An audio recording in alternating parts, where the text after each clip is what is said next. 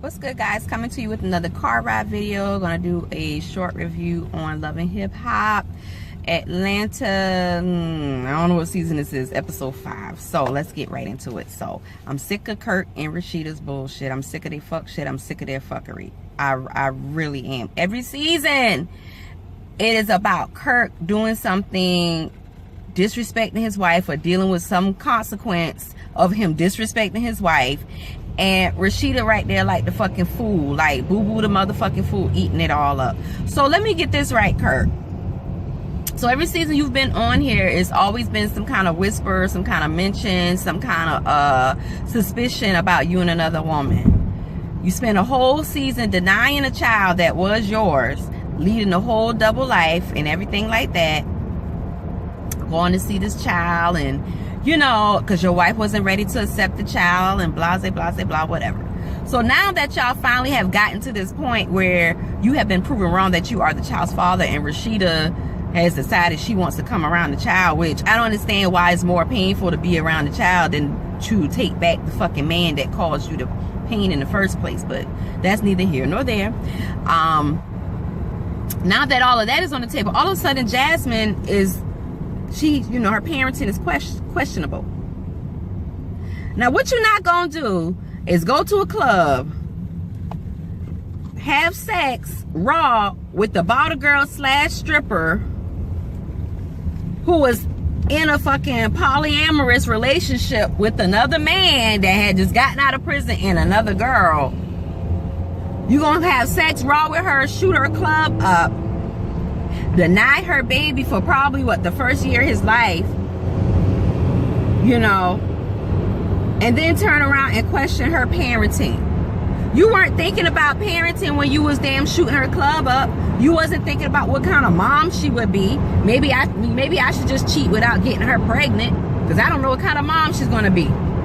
That wasn't a concern at that time. So I'm gonna need you to sit that concern on the fucking table. Rashida, I'm gonna need you to sit any kind of concerns on the fucking table, because at the end of the day, you only dealing with this child because you know it's the right thing to do.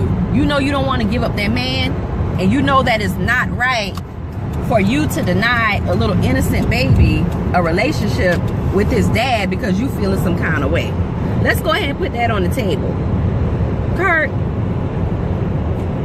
your moral compass is so off the map that you have absolutely no right to question anybody's fucking parenting, especially when you spent at least the first year or two of that child's life denying him and not really being an active father for him. But now you concerned about different things. Y'all are just full of fucking shit.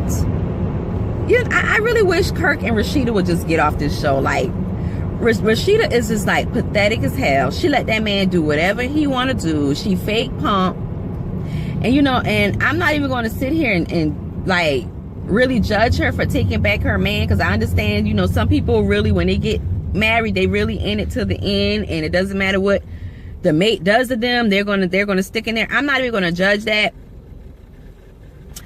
because if grandmama didn't forgive, none of us would be here.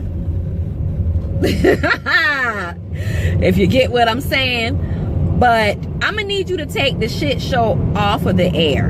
You know what I'm saying? Like, I don't like to see that type of shit promoted. You know what I mean? Because it's levels to shit. And the level of fuck assness Kirk is on is just beyond fucking repair. It's not even like he do these things and he be sorry. He already know the deal. He been doing it to her the whole fucking time. Like, she has a low self-esteem. Like, very low. And I don't even understand, excuse me y'all, I don't even understand like why she has a low self-esteem, but obviously she does. Anyway, enough of them on their fuck shit. Let's talk about Tokyo. You know, I can see why, I just want to be very careful, because I don't want to offend anybody. I love Tokyo, want the best for her, of course. I agree with Tokyo about her not wanting to take advice from somebody that laid on the table. That's no shade. Bitch, you didn't do it the old-fashioned way. You didn't do it the hard way. and you was much smaller than damn Tokyo. So why the fuck should Tokyo like listen to you about losing weight? Like, that's the shit that like really boggles my mind about some of these bitches. It's like, you go lay on the table, let the doctor suck out all your fat, put it in your ass, and then you'll get on Instagram and say that you are a fucking workout guru, or you know, you're a fitness model. No, the fuck you aren't, bitch. You're a fucking cheater is what you are. I mean, it's no shade if that's what you want to do. If I had the balls to do it, because I'm a little scary about medical procedures, if I had the balls to do it, I might would get a little, you know, a little tummy tuck or something, you know, something minor or whatever. However, what I'm not going to do is go get a tummy tuck and then tell the next bitch that you too fat and you need to exercise. I'm not going to do that.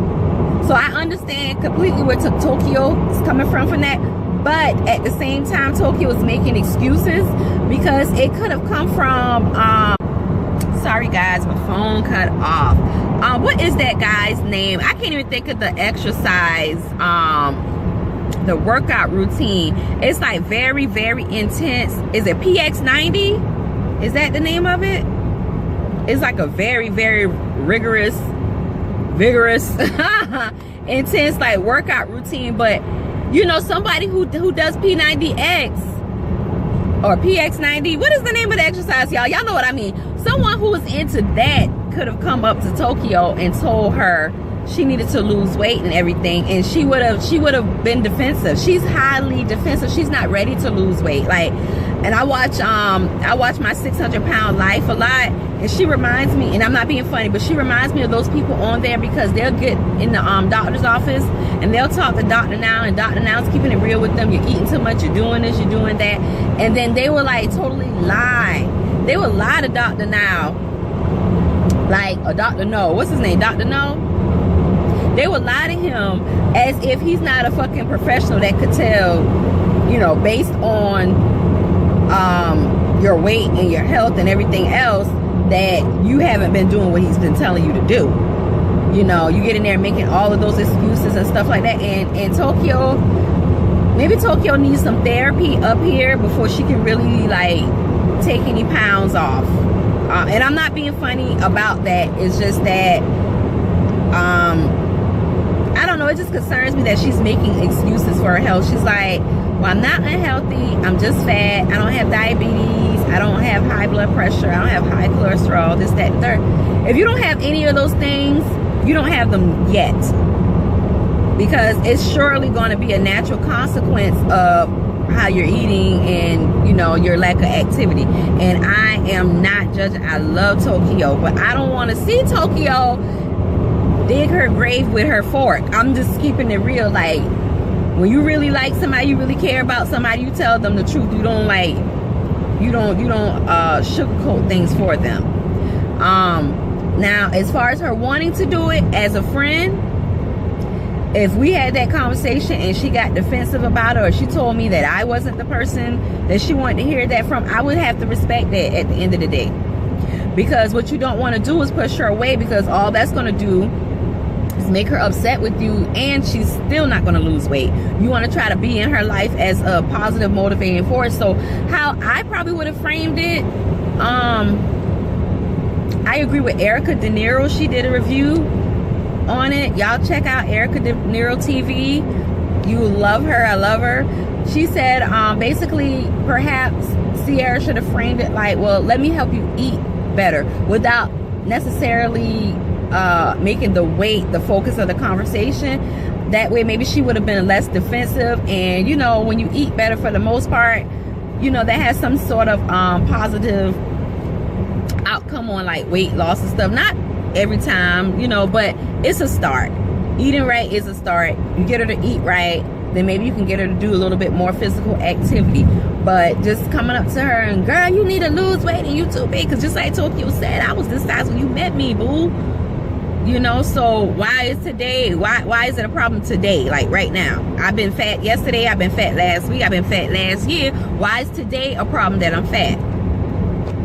So I could kind of see both sides of it, but I do want Tokyo to go ahead and just take care of herself, whatever that means. I'm not going to say that means she has to lose weight, whatever that means.